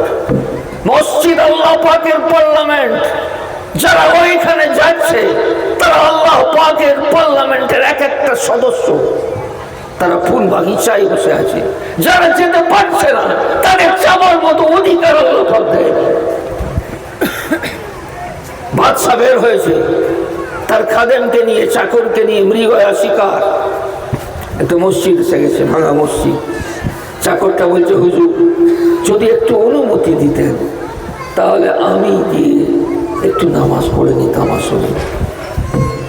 বাদশাহ বলছে, মনটা তো চাচ্ছে না, মুসলমান বাদশাহ কি করে না বলে, বলে যা যা যা তাড়াতাড়ি একটু পড়ে নি। ও ঢুকেছে, বাদশাহ বাইরে, কি ব্যাপারটা বলুন না? সে যেন সম্রাট, এই যেন গেট কিপার পাহারা দিচ্ছে, গেটে দাঁড়িয়ে আছে, আর ও সম্রাট। ও আল্লাহ দরবারে যে মাথা নত করছে, আর এই গেটে গেট কিপার হয়ে দাঁড়িয়ে আছে। কিছুটা সময় কেটে গেছে, ও বের হচ্ছে না। এই আওয়াজ দিচ্ছে, এই আওয়াজ দিচ্ছে, কি রে বেরিয়ে অনেকক্ষণ হলো যে? বলে আমি তো বেরোতে চাচ্ছি কিন্তু আমাকে বেরোতে দিচ্ছে না। বলছে আমি তো বেরোতে চাচ্ছি কিন্তু আমাকে বেরোতে দিচ্ছে না। বলছে খালি মসজিদ, কেউ নেই, কে তোকে বেরোতে দিচ্ছে না? বলে যিনি আপনাকে গেটের বাইরে থেকে ভিতরে ঢুকতে দিচ্ছেন না, তিনি আমাকে ভিতর থেকে বাইরে যেতে দিচ্ছেন না। একটু বুঝুন, সুবহানাল্লাহ বুঝুন, আলহামদুলিল্লাহ বুঝুন, আল্লাহু আকবার বুঝুন, পড়ে দেখুন। একদিনে মজা নাও লাগতে পারে, একদিনে মজা নাও লাগতে পারে, একাধিক ক্রমে একদিন, দুদিন, 3 দিন, তারপরে এমন মস্ত হয়ে যাবে, আর ওতেই দেখবেন সারা পৃথিবীর সব আল্লাহ পাক দিয়ে দিয়েছেন। আপনার কাছে কোটি কোটি কোটি টাকা মূল্যের বস্তু আল্লাহ পাক দিয়েছেন, আপনি এটাকে চিনুন। জলসা শোনার কোনো প্রয়োজন নেই, জলসা প্রত্যেক দিন শুনছেন, বিশাল বিশাল জলসা হচ্ছে, আর আপনি আজকে এখানে বসে কিছু জিনিস নিয়ে যান, ছোট ছোট, যে আপনাকে সবাইকে যদি বলে 5 ওয়াক্তের নামাজ পড়বো, আপনারা পারবেন না, হয়তো এইসব বললেও করবেন না, কিন্তু আস্তাগফিরুল্লাহটা তো পারবেন না। 100 বার আস্তাগফিরুল্লাহ পড়া যাবে না। আপনি ঘরে পড়তে পারেন যে আপনি চা দোকানে ভুলে চলে গেছেন, ওখানেই 5 মিনিট আস্তাগফিরুল্লাহ আস্তাগফিরুল্লাহ আস্তাগফিরুল্লাহ আস্তাগফিরুল্লাহ পড়ে নেন। 40 দিন, 40 দিন একদাক্রমে, একাধিক্রমে পড়তেই থাকুন, পড়তেই থাকুন, পড়তেই থাকুন, আপনি ফল পেয়ে যাবেন। এত আযাব চারদিক থেকে আসছে, সারা পৃথিবীর মানুষ আমাদেরকে মারার চেষ্টা করছে, সব আমাদের আমলের ফল। আমলের ফল। আমরা যদি সত্যিকারের ঈমানদার হয়ে যায়, আমাদেরকে টাচ করার ক্ষমতা কারণ নেই, আমরা আল্লাহ পাকের হেফাজতে এসে যাব। পুরো বাগদাদ শহর শেষ হয়ে গেল, পুরো বাগদাদ শহর শেষ। তাতারিদের এমন আক্রমণ, এমন আক্রমণ,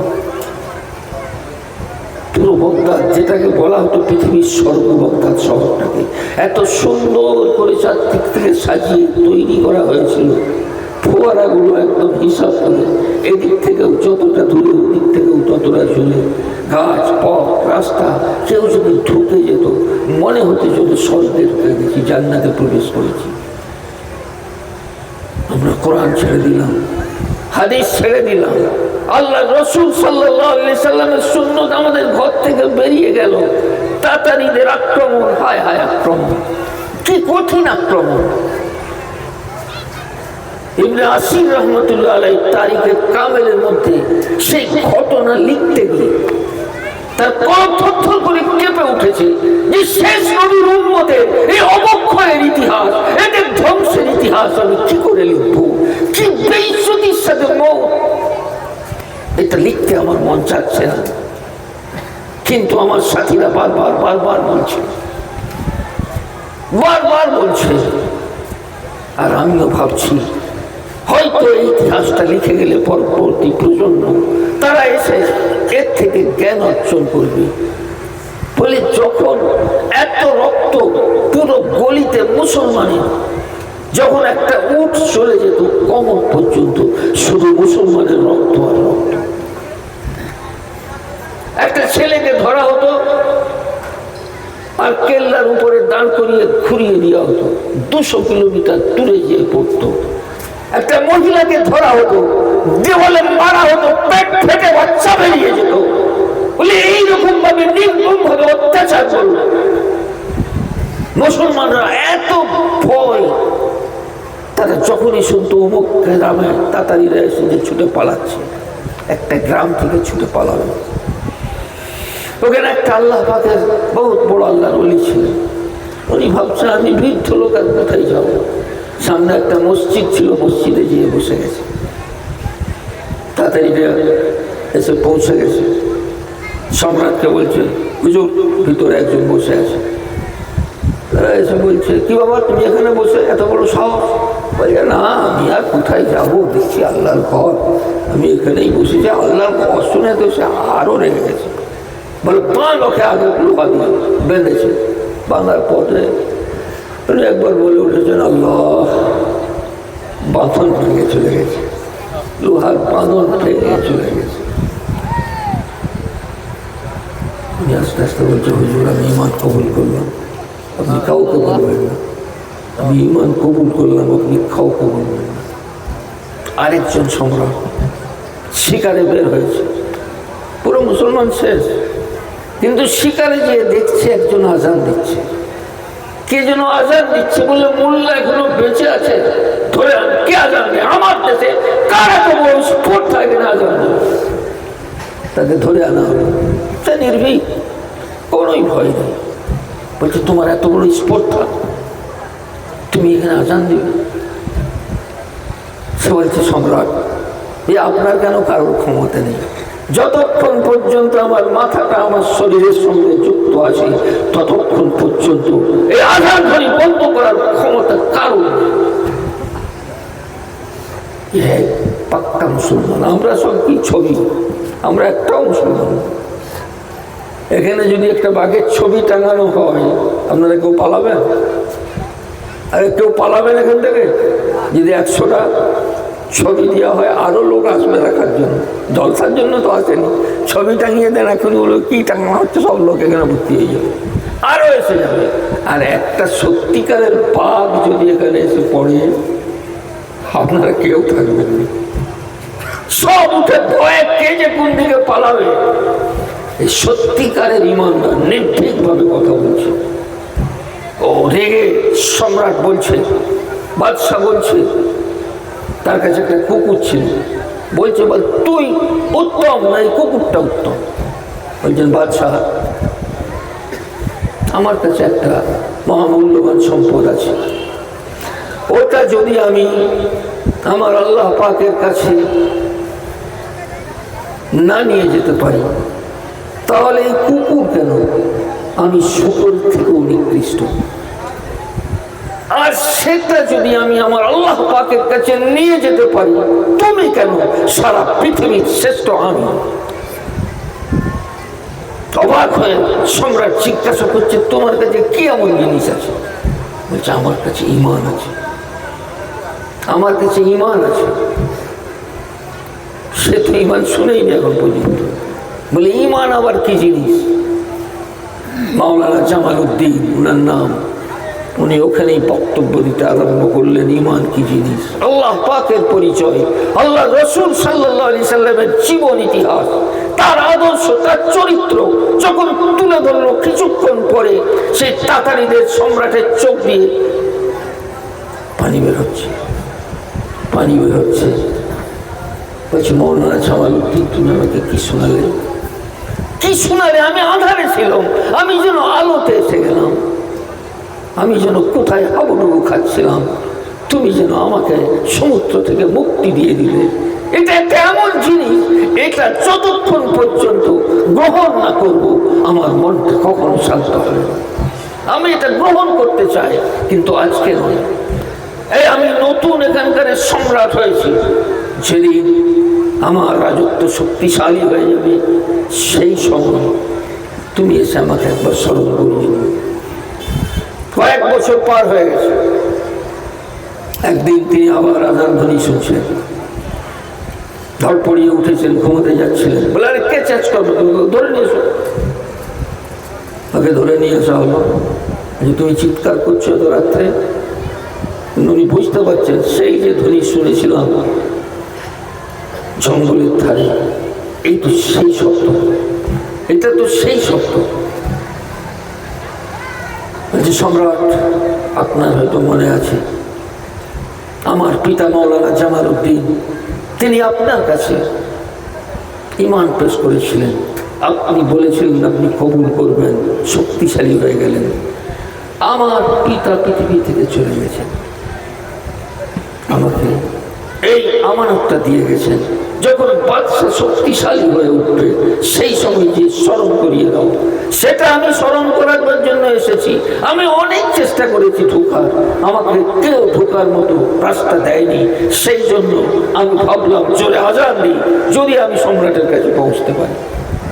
বাদশা বলছে, আমার মনে আছে, আমার মনে আছে, তুমি অপেক্ষা করো সকাল পর্যন্ত। সকাল হল, উনি সমস্ত আমির ওমরাদিকে একত্রিত করলেন। আপনার কাছে কি জিনিস আছে আপনি একটু চিন্তা করুন। আপনি চা দোকানে, পান দোকানে, এ দোকানে মদ খেয়ে, এ খেয়ে, সে খেয়ে কোথায় ঘুরছেন? ওখানে কিছুই নেই। সবাইকে ডাকলেন, দেখে বলতে পারছে না কথাটা, অনেক কঠিন ব্যাপার। বলছে, একটা কথা আমি প্রকাশ করতে চাই তোমাদের কাছে। তোমাদের মন চাই তোমরা গ্রহণ করবে, তোমাদের মন না চাই তোমরা গ্রহণ করবে না। কিন্তু আমার মন, যতক্ষণ পর্যন্ত আমি সেটা গ্রহণ না করব, আমি আমার মনকে সান্ত্বনা দিতে পারবো না, আমি শান্তি লাভ করতে পারবো না। বলেন, বলুন সম্রাট কি জিনিস? বলছে, আমি মুসলমান হয়ে যেতে চাই। যেই মুসলমানকে ধ্বংস করেছিল ওই তাতারিরা, যাদের রক্ত প্রবাহিত করেছিল, পাপী মুনাফিক মুসলমান শেষ। আপনি শেষ হয়ে যাবেন, নরেন্দ্র মোদী হয়তো মুসলমান হয়ে যাবে। খুব গভীরভাবে চিন্তা করবেন। এই যে আযাব আসছে, চারদিকে আমরা মার খাচ্ছি, এটা আপনি, আমি, আমরা সকলে মিলে ঐক্যবদ্ধভাবে যদি আল্লাহর কাছে আমরা রুজু না হই, আমরা যদি আল্লাহ পাকের সামনে আত্মসমর্পণ না করি, আমরা যদি আকায়ে নামদার তাজদারে মদিনা আহমদে মুস্তাফা মুহাম্মদে মুস্তাফা সাল্লাল্লাহু আলাইহি ওয়াসাল্লামের গোলামীকে স্বীকার না করে নেই, আমাদেরকে তপ্ত আগুন থেকে বাঁচাবার কেউ নেই, আমাদের রক্ত প্রবাহিত হওয়া থেকে বাঁচাবার কেউ নেই। আমরা খড়কুটো হয়ে গেছি, আমরা সঠিকভাবে কালেমা জানি না, আল্লাহর কিতাবটা একবার পড়ি না, আল্লাহ রাসূল সাল্লাল্লাহু আলাইহি সাল্লামের সুন্নাত আমরা জানি না। আমাদের ঘরের মধ্য থেকে আমরা আমাদের নবী সাল্লাল্লাহু আলাইহি সাল্লামের সুন্নাতকে ভেঙে গুড়িয়ে মেরে শেষ করে দিয়েছি। আল্লাহ পাক আমাদেরকে শেষ করে দেবে আমরা যে তওবা না করি। আমাদের চরিত্র, আমাদের অভ্যাস, আমাদের সমাজ, আমাদের অর্থনীতি, আমাদের রাজনীতি এত নোংরা হয়ে গেছে। আমরা আর মুসলমান নেই, আমরা আর মুসলমান নেই। আমাদেরকে সঠিক ঈমানের জায়গাতে যদি আমরা এসে দাঁড়াই, আল্লাহ পাকের রহমত আবার অবতীর্ণ হবে, আবার অবতীর্ণ হবে। এই যে মুঘল পাঠান করছি, ওই তারা আবার ইসলাম গ্রহণ করে সারা পৃথিবীতে ইসলামকে ছড়িয়ে দিল। আমাদের পাপ এত বেড়ে গেছে, আমাদের এই পৃথিবীতে থাকার মতো অধিকার নেই। ওই রকম 10টা নরেন্দ্র মোদী আমাদেরকে এসে যখন পিটানো আরম্ভ করবে, তখন যদি আল্লাহ আল্লাহ আল্লাহ আমাদের আগেতে মুখ যদি বের হয়তো বের হবে, তার আগে মনে হচ্ছে আল্লাহ আল্লাহ করে আমরা চিৎকার করে উঠবো না। এগুলো আল্লাহর আযাব, এগুলো আল্লাহর আযাব। তাতারীদের একজন মহিলা জিজ্ঞাসা করছে যে তোমাদের ধর্ম যদি সবচেয়ে শ্রেষ্ঠ, তোমরা আমাদের হাতে মার খাচ্ছ কেন? আমাদের হাতে মার খাচ্ছ কেন? তোমাদের ধর্ম শ্রেষ্ঠ নয়, আমরা শ্রেষ্ঠ, আমরা তোমাদের উপরে বিজয়ী, তোমাদেরকে ইচ্ছা মতো মারছি। তিনি উত্তর দিলেন ধর্মটা আমারই শ্রেষ্ঠ আছে, কিন্তু ছাগলের পাল, ভেড়ার পাল, ভেড়ার পাল তারা যখন এদিক ওদিক হতে আরম্ভ করে, তখন ভেড়ার মালিকের একটা কুকুর থাকে, কুকুর, শিকারী কুকুর, তাদেরকে প্রশিক্ষণ দেওয়া হয়। তারা চারদিকে ঝটপা মেরে এক একটু কামড়ায়, এক একটু কামড়ায়, আবার সব ঠিক হয়ে যায়। বলছে তোমরা হচ্ছে সেই শিকারী কুকুর, আমি আল্লাহ নাফরমানি করেছি, আমি কোরআন থেকে দূরে সরে গেছি, তাই তোমাদের মতো কুকুরকে আমার পিছনে লেলিয়ে দেওয়া হয়েছে, যেন আমরা সঠিক হয়ে যাই। আমাদেরকে সঠিক জায়গাতে ফিরে আসতে হবে। আমাদের পৃথিবীতে বাঁচার মতো সেই ইমানটার দরকার ছিল, সেটাও হারিয়েছি। সারাদিনে আল্লাহ পাকের কিতাবটা আমরা একবার পড়ি না, একবার খুলে দেখি না। আরে না পড়তে পারি, একবার খুলে দেখি। ইমামে আহমদ ইবনে হাম্বল রহমতুল্লাহ আলাইহি, তার বাড়ির পাশে একটা কামার। ইমামে আহমদ রহমতুল্লাহ আলাইহির ইন্তেকাল হয়ে গেছে, কামারেরও ইন্তেকাল হয়ে গেছে। তার পাশের বাড়ির একজন স্বপনে দেখছে যে ওই কামারটা ইমামে আহমদ ইবনে হাম্বলের সাথে জান্নাতে ঘুরে বেড়াচ্ছে।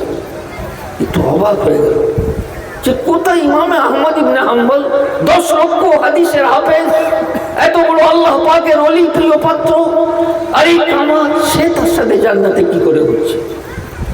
তাকে বলছি ভাই তুই কি আমল, তুই এই ইমামে আহমদ ইবনে হাম্বলের সাথে ঘুরছিস? আমার কিছু আমল নেই। বলছে আমার আমল কিছুই নেই। এই শেষ কথাটা শুনবেন, আমার কিছুই আমল নেই।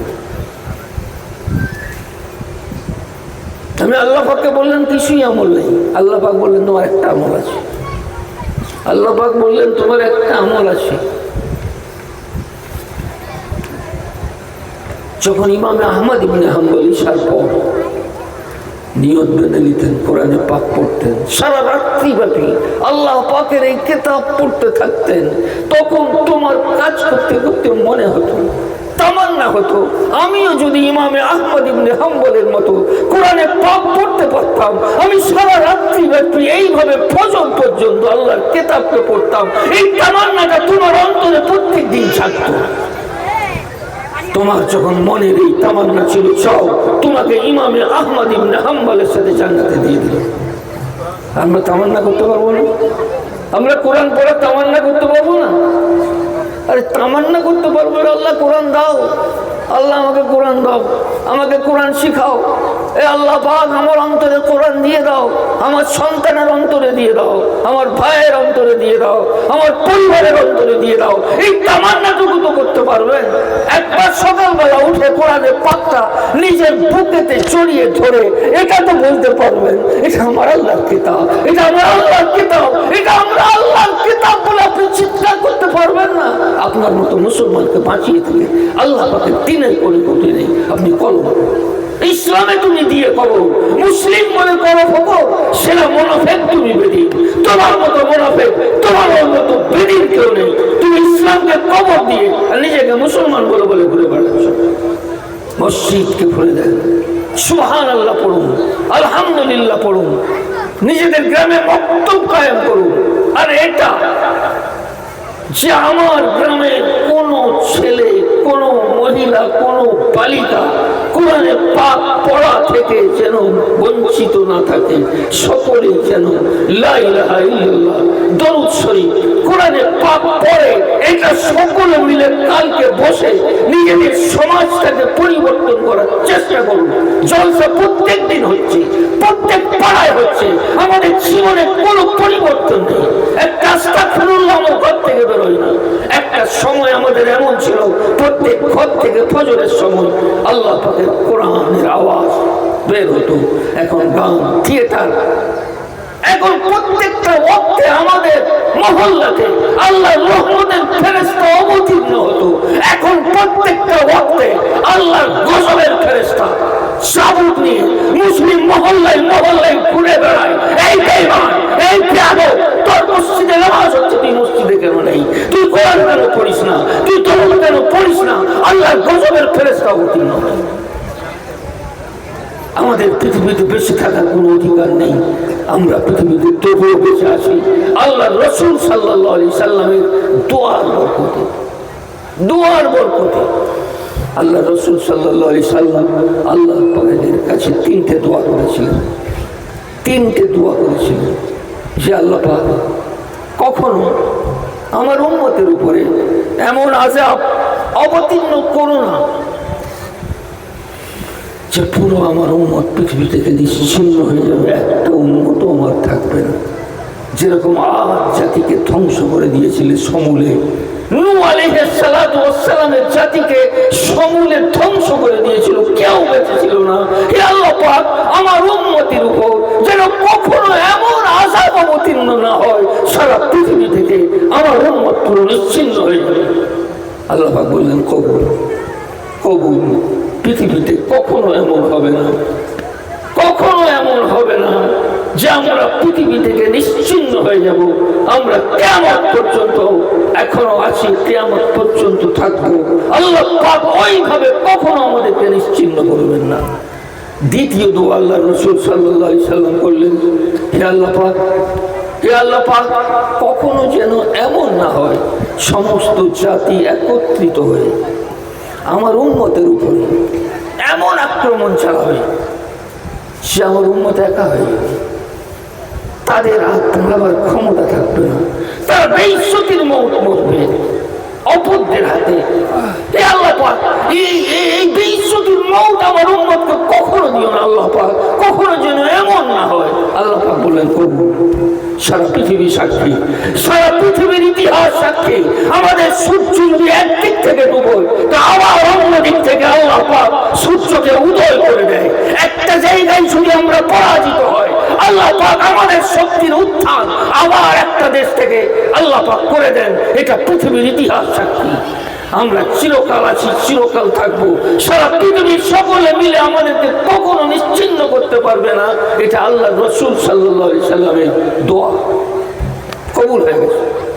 তৃতীয় দোয়া বহুত ব্যাপার কবুল হয়, আছি দোয়া, হে আল্লাহ পাক, আমার উম্মতের মধ্যে যেন দলাদলি না হয়, দলে দলে যেন ভাগ না হয়ে যায়।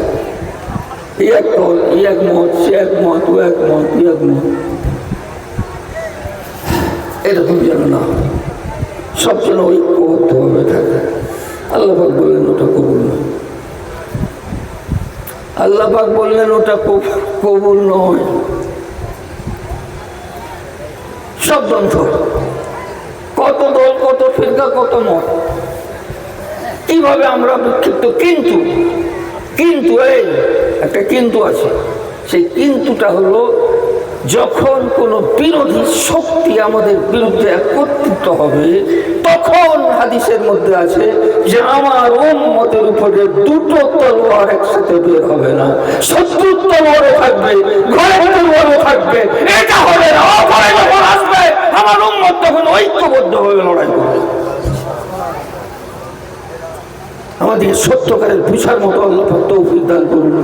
আমাদের কাছে বহু মূল্যবান, বহু মূল্যবান, বহু কিমতি এত মূল্যবান জিনিস আছে আপনি কল্পনা করতে পারবেন। পৃথিবীতেও আপনার কাছে পৃথিবীর উৎকৃষ্ট সম্পদ সব আমাদের হাতে আছে।